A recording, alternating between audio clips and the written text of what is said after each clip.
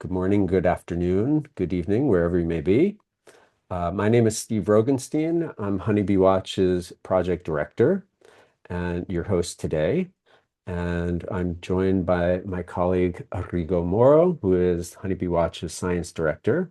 Today is the second of our four events in the 2026 Symposia series, now in our fourth year.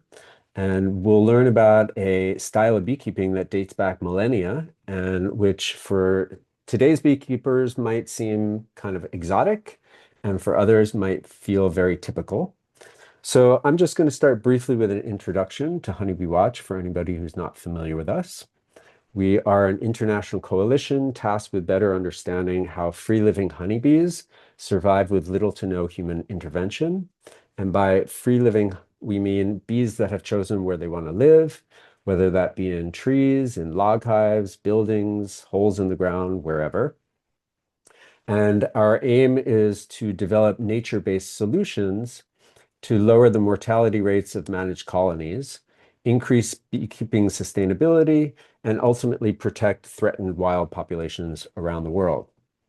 In our 6 years, we've located more than 2,000 nest sites on 5 continents, mostly found by our research partners and by citizen scientists, perhaps like you.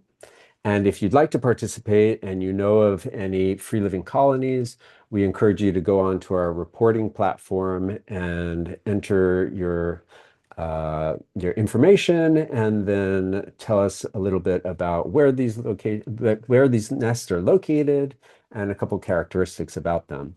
What we've also added to this is a monitoring program, and we encourage people who have identified where there are free-living colonies to visit them 4 times a year, observe them at the entrance, and take down some notes as to their survival and other kind of activities. Some other things that we've done at Honeybee Watch, we assembled a task force of experts to reassess the IUCN Red List status of wild Apis mellifera in Europe, which concluded last year with the new designation of endangered. We're also part of a Biodiversity Plus research study called Free Bee, and we are extensively studying free-living colonies in France, Ireland, Poland, Portugal, and Sweden. And you can learn more about that on our website.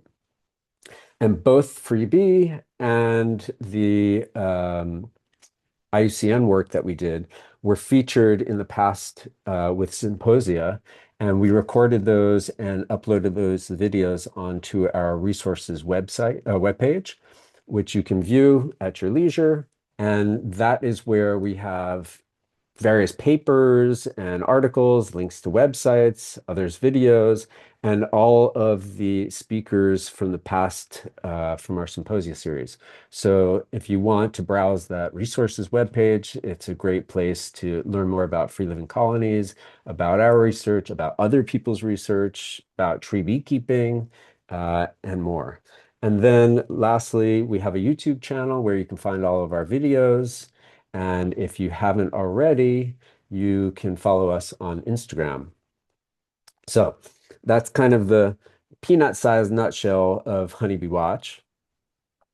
So what I'd like to do is dive right into today's program, which is titled Tree Beekeeping from Around the World. For many, tree beekeeping is an exotic style of apiculture, whereas for others, it's super common. And for those unfamiliar with it, in general, it's where bees have been living in natural tree cavities or are housed within human-made hollows, whether that's carved out of a live tree or in logs or sculpted out of other materials and then hung in trees. There's a wide array of hive types and management styles within the field of arboreal apiculture, and we wanted to highlight that diversity. So you'll see some of that variety today. We have 4 guests who are going to be sharing their tree beekeeping journeys and stories from the country Georgia, from Ghana, Poland, and Zimbabwe. And what we'll also hear are the unique characteristics of tree beekeeping from a historical, cultural, and practical perspective, and the similarities too between these 4 different countries. And we hope that their stories will inspire you as it has us. And so I would like to begin. We're going to start with Erekle from Georgia. So these will be very brief introductions. I met Erekle in Apimondia in Istanbul a couple of years ago. He had a stand in the expo, and I was eagerly sampling honeys from around the world. And because at Honeybee Watch, our mission is about free living honeybees, I was instantly intrigued by their Jara style of beekeeping in Georgia, which was displayed in their booth. And we started talking about this, and I was super interested. And last year in Copenhagen, we saw each other again. But in addition to sampling their honey and talking about Jara, I saw one of his very polished presentations about Georgian honey and consumer preferences in Georgia. And immediately I knew he had to be a speaker for us. So, what I You would like got to me. do, what's that? You got me. Yes, we got you. Hello, ladies and gentlemen. My name is Erekle Chikvaidze. I'm from Georgia, and I'm just obsessed with bees and beekeeping. It's been more than a decade. I am learning about bees, experiencing and just enjoying with bees, and helping the beekeeping communities in Georgia with many regards. And one of them is Jara. Today, I'm talking about Jara as a tree beekeeping in Georgia. I hope you will enjoy. So let's start with the history. And Georgia is really old country. I mean, really, really old country, and has really long history of beekeeping. We found the archaeological evidence that says that we found the clay pot that there was a honey remnants, and it says that that honey was like 5,400 years old. That was like 2,000 years older than honey found in Tutankhamun's tomb. Also, 400 years BC, Xenophon was describing Georgia, and he described the rhododendron honey as a poisoning honey, and the Greek soldiers were poisoned by this honey, northern Turkey, and that time that part was Georgia. And also Strabon was describing first century that in the Colchis, the honey was bitter due to the chestnut honey, and in Iberian side, that is the eastern part of Georgia, uh, he's saying just that honey was dripping from the trees, something like that. So Georgia is pretty old with beekeeping history. And it has kind of three stages: wild honey hunting, semi-wild tree beekeeping, and modern frame beehives, frame beekeeping. Today, I'm talking about semi-wild tree beekeeping, which is the Jara, which is the tradition that we remained. So, what is Jara? Jara is just a hollowed wooden log split into half, and it's just constructed entirely from the whole wood. It uses no artificial wax and nothing. It just has the divider as you see down below. And on this divider, just swarm is hanging on there and just starts building on one side brood and another side cappings for the honey to harvest. And these wooden logs are made mostly from the local trees. And for example, I have jaras as well, and that trees are my jaras are from linden, but some people have jaras of chestnut that is heavier, and spruce trees from the alpine zones as well. So where we are, I mean, I was born in Ajara region. Ajara is an autonomous republic of Georgia. Georgia has a pretty crazy history, and that part of Georgia is pretty southeast, the most southwest part of the country. And this region is pretty much forested. And I'm from Kedah region. As you see, green and blue spots here are the where the Jara beekeepers are, and most of the beekeepers are concentrated in Kedah region. And I'm from Kedah region as well. And Kedah region is like 90% forested. But in general, Ajara is like 70% forested. But Georgia is like 50% forested. So it's pretty wild, biodiverse. You can imagine it's too much forest. Um, and it gives really nice possibilities to have that kind of wild hives there. So that's how it looks like. I mean, the elevation goes from the sea to the alpine, so from 0 meter to 3,000 meters. And so you will see lowlands, you will see slopy forested mountains, and you will see alpine zones where there is no forest at all. And it's not like European villages where like houses are concentrated to one places. It's more like spread it apart. And the beekeepers who have the Jara hives are living on the border of the forest and to the neighborhood. So there is a really low of pesticide use in Georgia, no GMO and stuff like that. So Jara is not hanged on a tree only, but it has wide range of locations. We have a lot of bears here. I forgot to say that we have a lot of bears, and some Jaras are mounted on the cliffs, some Jaras are on the trees, and some Jaras are brought closer to the neighborhood, like on the building walls or in a special shelters like anti-rain shelter or really elevated shelter, like elevated, I mean like 1 or 1.5 meter from the ground. So here you see on the icons what kind of Jaras we have got there, the situations. The design of the Jara is pretty unique. I mentioned the divider. Divider is the balancing point from us, where beekeeper decides how much honey they should take and what they need to left in the hive. So one part of the divider is the brood nest, as you see here down on the picture, and another part is the harvesting side. So it really mimics the natural feral colony nest because these woods are thicker, like 10 centimeters thick, but sometimes sizes are really different. Internal dimensions can range like from 25 centimeters to 35 centimeters, and lengths can range from 80 centimeters to 1.2 meters. And yeah. We have kind of a low intervention strategy when we harvest Jara. We open Jara once a year. So every time we open Jara, it's just harvesting. And what we harvest is the whole seasonality. It's not like this only spring honey or summer honey or fall honey. It's just whole varieties. Also, as I told you, the ranges, the elevation ranges, there are different floras. So, for example, where I live is mostly chestnut and linden and some kind of honeydew honey. But in the alpine, you can catch some alpine wildflowers in the Jara. So, what's inside of this Jara? I mean, we are the birthplace of Caucasian gray honeybee, and we don't have here any kind of imports for example, Buckfast or Carnolian or any kind of other honeybees. It's just purely Caucasian honeybee.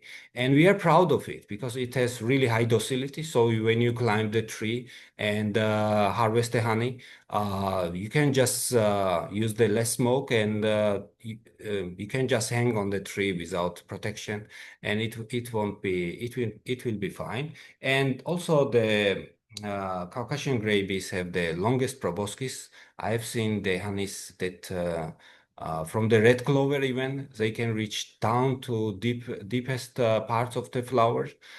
And also this is our one thing that we are proud because in Georgia no beekeeper wants to change with any other higher productivity or higher varroa sensitive breeds. So Jara, as I told you, Jara honey is harvested. It's so pure. We don't use any artificial wax here, and the wax structure is pretty interesting. So it has really polyfloral environment in the honey and strong connection to the region. So when I taste the Jara from different region, I know where it is located, even from the taste. Uh, we are producing Jara honey actually. It's really low in production. I mean, we are producing around 2 tons a year, sometimes 3 tons a year, but we have lots of beekeepers who have Jara honey now. So, like, even with these natural standards, Jara honey was the perfect for biocertification. and it's only biocertified honey in Georgia now. And it just with this biocertification just increases the value and just supports the local livelihoods.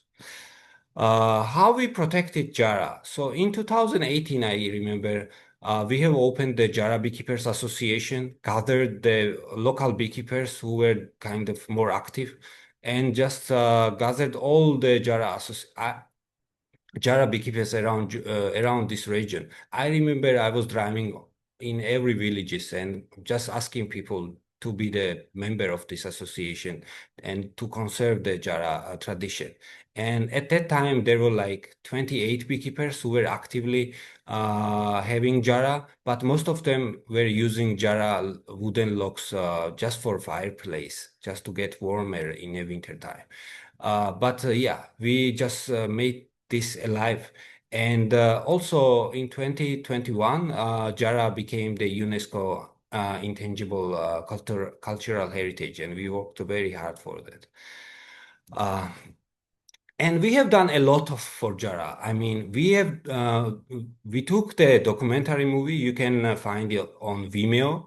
That is called that movie was taken by Nika Tsikalauri, and we took. I remember I was participating in taking this movie, like how locals and wild environment are coexisting together. For example, how bears and wolves and all these animals and humans are coexisting. So I strongly recommend to watch this movie, and it has no voice; it just says music on it. But you will understand the nature and the locals and the cultural heritage Jara here. But also we have produced a lot of educational materials, even for the members who wants to build their Jara hive and having their Jara hive in other regions, or the guideline for the biocertification for Jara, or promotional materials like taking picture, or the also we published a book of traditional beekeeping in Georgia. So we digged all the historical knowledge and just placed on this as a just for somebody who wants to keep going and for the people who wants to develop internally. So what we have reached, I mean, now we have 107 Jara honey producers in Georgia, and most of the Jara honey are for export and exporting for the niche market, like in Japan or UK or USA. And annually, there is like €1,000 average income per Jara producer, but some people are getting really high incomes because they have more Jaras. And we have gathered more than €100,000 from this economic perspective. But it's growing a lot. I mean, as I told you, when I started Jara Beekeeping, there were only 28 beekeepers. Now they are 107 in total. I believe that attaching something that is getting endangered is you need some kind of economic attachment just to survive. But it still has some kind of challenges. Here you see the Jaras hanging on the cliffs. I actually climbed there. That is my photo. But Jara has lots of challenges, and opportunities. Like people who are in Jara beekeeping are really old, and it needs really physical. That's not the hive that you just walk in your apiary and open it. You need to climb. You need to be physically ready, and you need knowledge, special knowledge for that. But also from the tourist perspective, like honey tasting tourism in Ajara region is growing because we have mass tourists like near the sea, and these tourists are like going up in the mountainous regions, and lots of honey tasting tourists, and people are really interested. So beekeepers are getting more income from that. More research is going on Jara honey. Now we have Tropilelaps mites in Georgia, which is the quite new stuff. No Europe or USA have got this, but we have like we got the Tropilelaps mites last year in Georgia, and now we are actively observing like how the feral colonies in Jara will survive this. And also the good opportunity is that demand from the premium markets are increasing. It's just not, we cannot produce that much. So I also have 40 Jaras. I have modern hives as well, but I have 40 Jaras because if you want to get trust in a beekeepers here, you need to have Jaras as well. So you can easily talk to the Jara beekeepers and gather together. So I have several observations that I want to share. First of all, the nest architecture, like wax building, is too much variations. I mean, you will never see in your regular hives. Extensive festooning, like it looks like a bride's dress. I don't know how to describe it, but it's not like one line of festooning, but really mixture of festooning together that this whole colony is trying to build the wax there. Also, the worker bees are quite a similar size of the drone bees because the size of the wax cell inside is pretty huge. And but people think that Jara is a good beehive, but it has too much absconding tendencies. So bees will just leave if they don't like that. Also, the what I observed that with swarming tendencies, in regular hives, swarm happens because of the lack of the space. But in Jara hives, when the Jara hives are naturally bigger, there is a higher chance that you will get swarming. And also, if you leave the Jara hives in the forest, that how we do, like we know the trees where the bees will go. We just know it from the local knowledge, and we place the Jara hives there. And then if you just left it there and nothing will appear there, it will be filled with nests like wasps or big prey nests. And also there are like also the certain trees that are gardening trees, like cherry trees. That bees like. So from the local knowledge, we more or less know that bees like more linden trees to stay there inside, and more from the gardening trees, more cherry trees to have the nest. That Um, was it. Thank you very much. uh, I knew that you would give us a very thorough review of Georgian beekeeping and tree beekeeping. So thank you for all that information. Great stuff. And of course, visually arresting with the photographs and the presentation. So thank you very much.